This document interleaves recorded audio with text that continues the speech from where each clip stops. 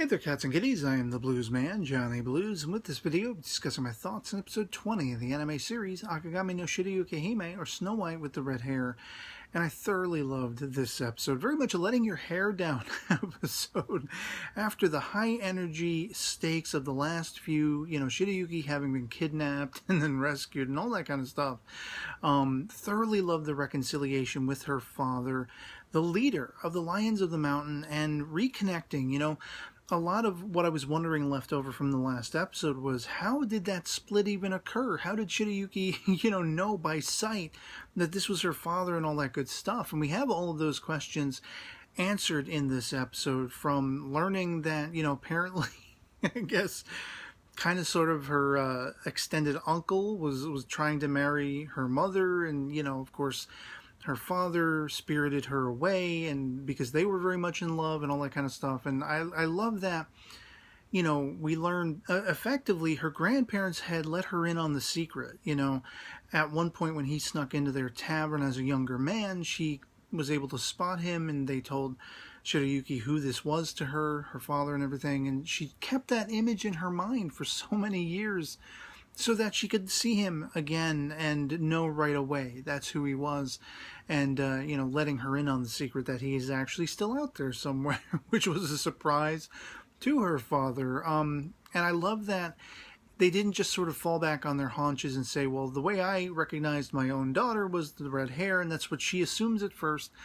But I thought it was really beautiful and sweet that, he equates it to the fact that she is the spitting image of her mother, this woman he so loved. And he's proud of her. I love that he's so proud of her and supportive of her, and not in any way feeling like, clamping down on her. Of course, Kazuki was completely kind of specious in what he believed to be the case. Maybe she was in trouble, having to have left Tenbrun and go to Clarinus and everything like that. And he wanted to save her. He wanted to reunite her with her father and all that good stuff. But even if there was some ill footing as to his motivations, he still had honorable ones, and he was still able to see it through. And I love that, she has this extended family of a sort in this Lions of the Mountain community. If she ever wants to return there, if she ever wants to fall back on that, she could. She has more choices as every step is taken forward, for her. And I love that it just strengthens her resolve in how she feels about Zen. I love the whole confrontation between her father and Zen. And, he's pointedly asking, does she love you? Do you love her? And before Zen even gets the word out, well, I won't have it, He gets right up in Zen's face. And then he's like, back it up. No, I'm just kidding.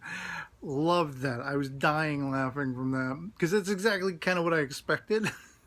I figured he'd have fun with Zen, but, he's proud of the choices his daughter has made. He's proud of the life she has built for herself. And as a viewer, one of the things I have banged on and on about through the course of this series, ever since the very beginning, is the strength in the character of Shirayuki. She's a strong female lead. She makes her own decisions. She will not fall back on anyone. Sometimes she does need help, but the kind of help we would all need in that given scenario. Of course, being kidnapped is a little highfalutin, but twice kidnapped, I might add, at the besiege of pirates on the sea and all that. But she is a really strong and honorable character. She is a character to be aspired toward. That is my, go-to phrase with her character, and none truer is it that she is able to function in a scenario like, the gala ball that Raj ends up putting on by the end of this episode. She can stand toe-to-toe with him. She can be the princess to his prince in a sense, and really shape who he is as a person. He's able to better gauge who he's becoming and evolving toward and all that kind of stuff. And I love how he is reprimanding his little siblings again, because they're still trying to figure out a way to keep Shirayuki in Tenbrun and all this stuff in the kingdom for Raj's benefit, because obviously it's having nothing but benefits in changing his ways and all that kind of stuff, and making him as a character aspire towards something greater, something more honorable, a nicer class of person, not in the royal sense, not in the wealthy sense, at least internally wealthy, compassion and all that kind of stuff, and just being benevolent, being more concerned for others than you are for yourself. And don't get me wrong, Raj still has some ways to go, but I mean, he has completely become a beloved character to me, whereas, in the early going, as I've said before, could not stand him. He was very much a villain in the framework of everything that was going on, and he has well and truly evolved to the point of being just a very likable character, and a character I want to see, much as I want to see the worlds united in Shirayuki and Zen, the romance between them. I want to see the best for Raj, and for Shirayuki to be able to do that and to be able to affect positive change on his part. And really leave with that promise again of, he basically asks her, and I thought it was kind of sweet because their first encounter, it was all about his lust for her red hair. And now that they've had this change and he has to, he has to basically lay it down. If anything changed, it was all Shirayuki's doing. The growth on his part was because he was aspiring towards something greater. The bar set higher by Shirayuki for himself. And to bring it back to zero in a sense and say, when you let your hair grow out, I'd like to see it again someday, because there's still that point of his own personality that he knows it was his fault that she sheared it off and she was made to leave and all that kind of stuff. And so it's kind of hallmarking that evolution, not only the personal evolution of Raj, but the evolution in their friendship. And again, all down to Shirayuki's sort of influence, just the person she is, the effects being such a good person and such a strong person can have on others is tantamount to her character and her characterization. And I loved all the little moments, like, once again, Mitsuhide and Kiki, she's thanking him for having been concerned, and he's all kind of blushing and everything. I so want them to get together. It's like, get together already, you two. Like, just do it. Yeah, and again, with Shirayuki and Zen, of course, she overhears the encounter between Zen and her father. And I love that, she falls asleep essentially in Zen's arms, like, well, on his shoulder, but they have just that night of just talking, and it's so beautiful. The whole scenario of this series, they can be action-packed, they can be, moving and emotional, and it's just, there's an awe and a splendor and a beauty to every moment.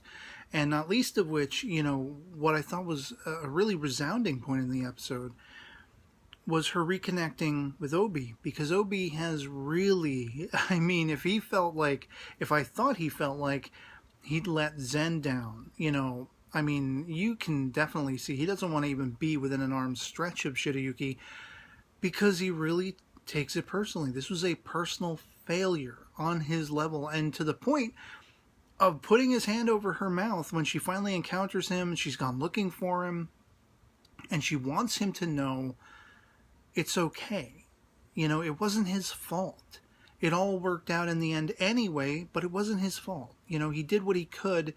He didn't see the blow coming that would knock him out, take him out for the count and everything like that. And he's putting a lot of that stuff, the failure he perceives, even before the resoundingness with which he took off after her. If it were not for him, nobody would have necessarily been able to find her again. Nobody would have necessarily known what happened to her.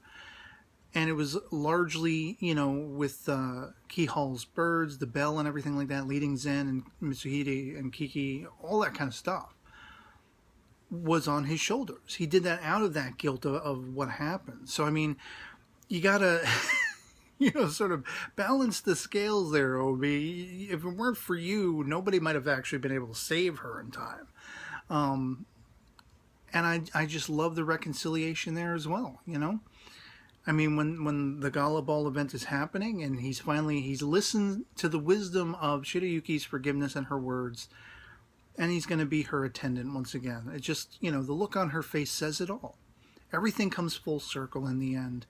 And, I can understand some people being like, oh, it's the happily ever after thing, and real life isn't like that. And yes, it would be grand if life could sometimes play out easier than it does in the relationships with others and everything like that. But